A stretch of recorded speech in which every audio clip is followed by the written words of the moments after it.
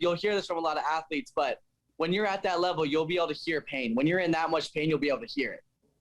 Your body will tell you. And so I put my headphones in on the 4th try, and that's when I made my switch back weight nose grind. And on the 5th trick, I had my headphones in, I was going in, but when I dropped in, there was no pain. There was no pain that was going to stop me from making this.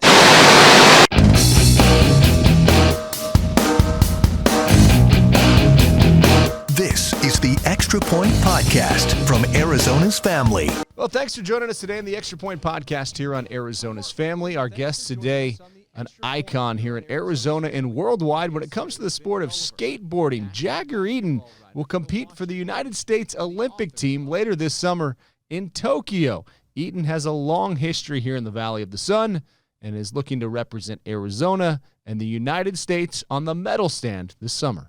This is an exciting moment for Arizona. What does it mean for you to be representing the United States of America and Arizona in the Olympics? Oh, man, it's something that you can't even dream of the feeling, man. You know, it's a lot of hard work, a lot of dedication, a lot of manifesting of this goal. It's been a life goal to be able to do this. And the fact that I get to put on for Arizona, the fact that I get to put on for Team USA is just, it's an honor. So tell me about what it was like inside your head right before you attempted that trick. How did you get the heart rate to the right place, knowing what was on the line? And I always wonder, were there any nerves, and is that a good thing in that situation?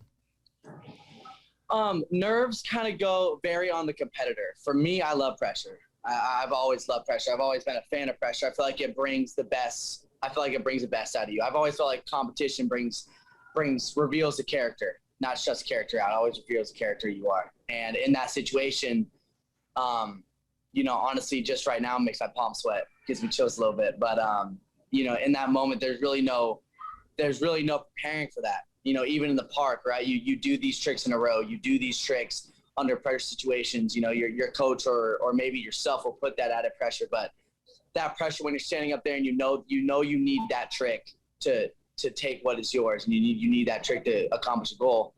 There's no preparing you for that. In my head, all I said to myself was, you can live with falling on this. You can live with falling on it, but you're gonna make it.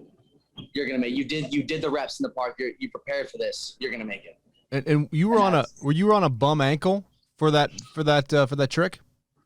Yeah, I've been on a bum ankle for a month now. I've actually hurt my ankle before my first park national championships that I won. Before that, I actually was on a bum ankle, and I've been on a bum ankle the whole time, and nobody really knew that. But I had a lidocaine and cortisone shot in my ankle that I got 2 weeks ago before that contest, and that night, it was actually really bad, and I only practiced for 2 minutes before I actually competed. Wow. So was that a trick that you knew you could land, or in the middle of pulling off the trick, was there even some concern as you were like halfway through it, knowing what was on the line? Going into that contest that morning, I knew where my ankle was at, and I knew that it had a time limit before it just wouldn't work, because I would feel my ankle swell into my high top and I would start burning.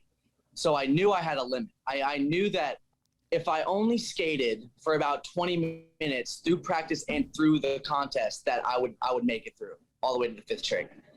And so I just planned on it.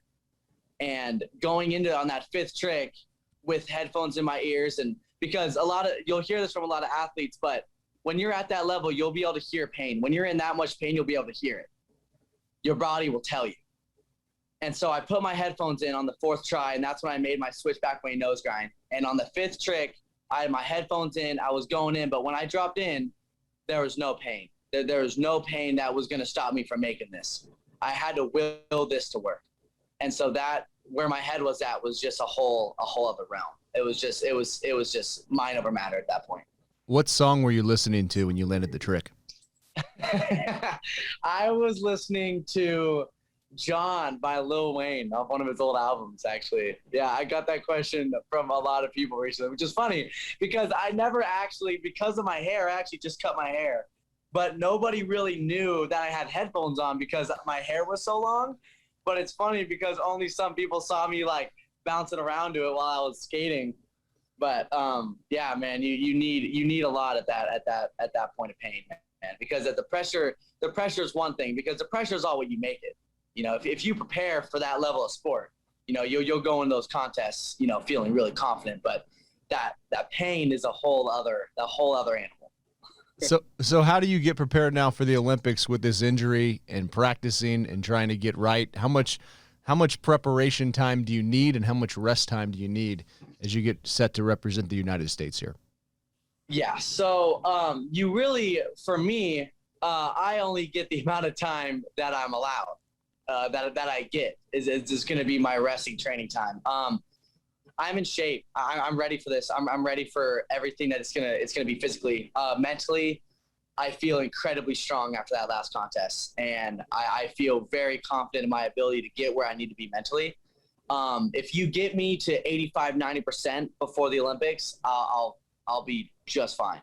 But I was competing at about 35-40%, and so going into this Olympics, I'm just going to do everything I can to heal this ankle. And I'm going to probably start skating about 4 days before I leave.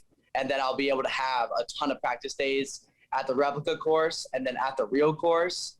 And it'll be perfect. Wow. 35%, man. That's incredible.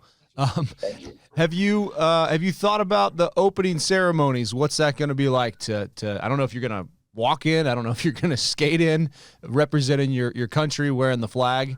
Have you prepared yourself mentally for what that moment will be like? I don't think anybody can. I don't think anybody can prepare you for that type of moment. I'm just incredibly honored to be able to stand amongst all those amazing athletes. I mean, all of us dedicate our lives to this goal, and every one of us deserves to be up there representing our flag. And I'm beyond honored to be representing USA. That is the goal. That is the biggest accomplishment for me that I've ever even received or ever worked for. And the fact that all of us get to stand up there holding that flag up high, and we get to stand as a country is very, very special. It's interesting to hear that where it ranks, because there's been so many high water marks for you competing, and just so many things we've seen over the years. And you go back to being 11, was that 11 in the 2012 X Games and competing? And I think that the picture of you is up 150 feet in the air. How did that moment prepare you for what was to come in the next 10 years? Oh man, X Games, the beginning of X Games to me was just so much motivation. Like, it was just my first time ever being on that stage in front of people, being able to skate at the best of my ability. And that moment prepared me as far as pressure and what it takes mentally to compete at that level. It just prepared me for the future. It gave me a good idea and a good picture of what these other contests had, you know, will give me, and will give me mentally. So it's going at it now. It's very different. X Games is is a very, very way different animal than what these Olympic contests are.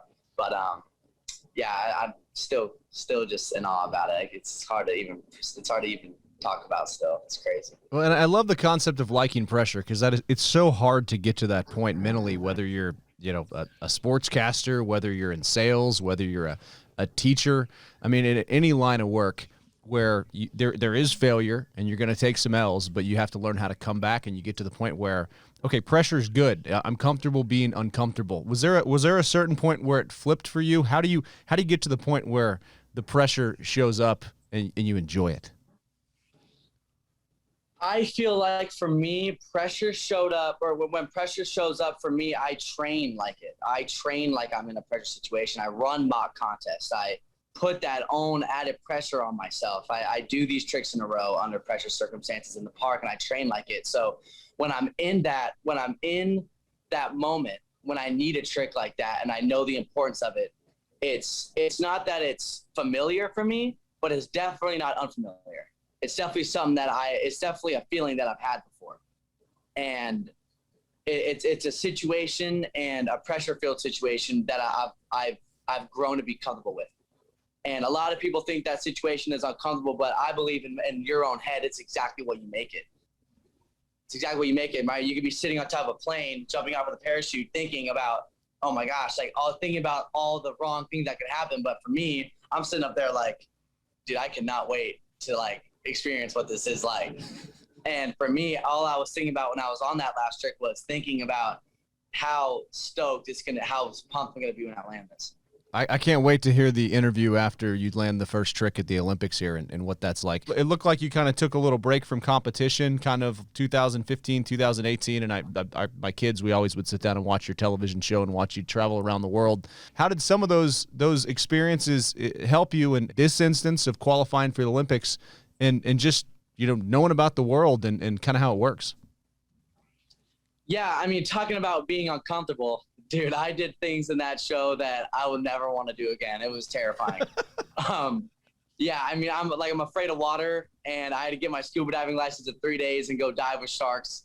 It was a lot of stuff. It was really cool, but talking about being comfortable in uncomfortable situations, that's what that show taught me, was that it taught me that whatever you put your mind to, you can do. It doesn't matter the limitation that you think you create. The only limitations that there are in every human are the ones that you create.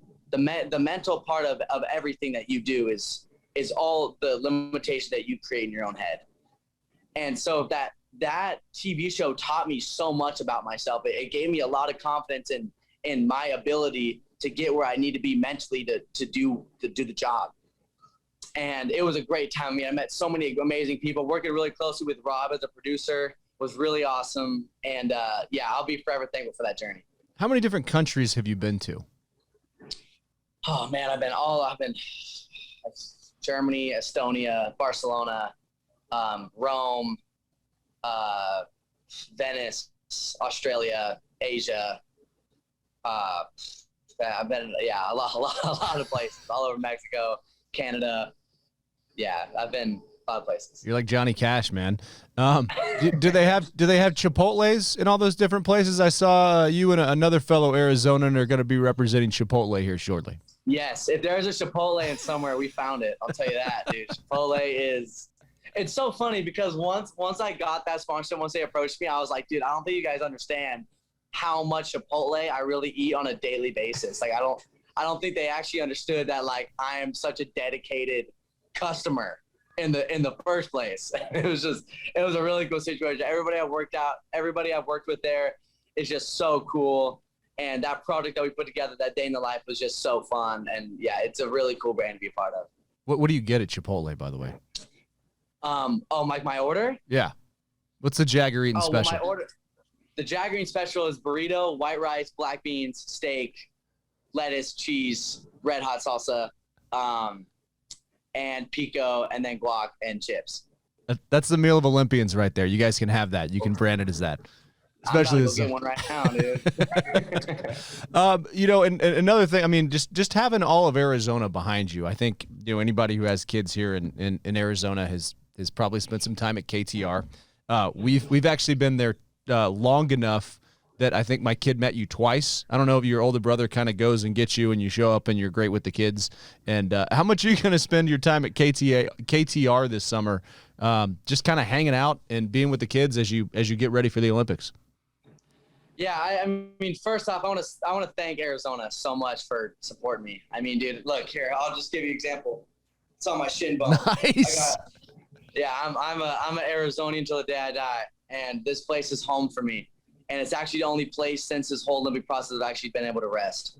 And there's a reason for that. I mean, every citizen here has been so rad, and everybody's been so supportive of me and my journey. And it's an amazing honor to be able to represent Arizona in Tokyo. But on top of that, when I get home from this Olympics, you'll see me at KTR probably every day. I mean, whether I'm babysitting my two little siblings or helping my older brother with a class or even bringing my younger brother here to help coach, I'll be here probably almost every day after Tokyo. And this is home. Does KTR make an appearance outside Arizona at some point, especially if there's Olympic gold? Yeah. KTR is actually in Salt Lake.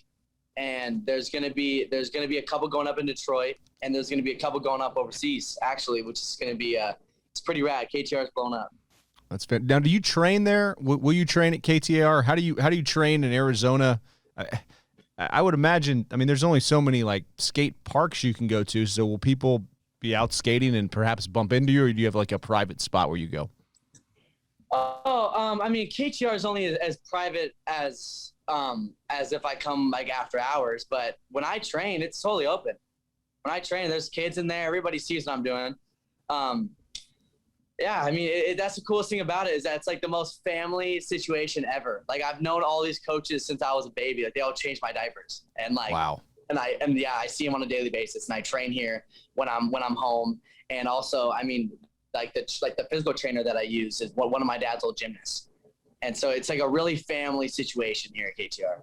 And does the family all go over to the Olympics? And I wish none of them can make it. Yeah, and it's just because of COVID. No one's allowed.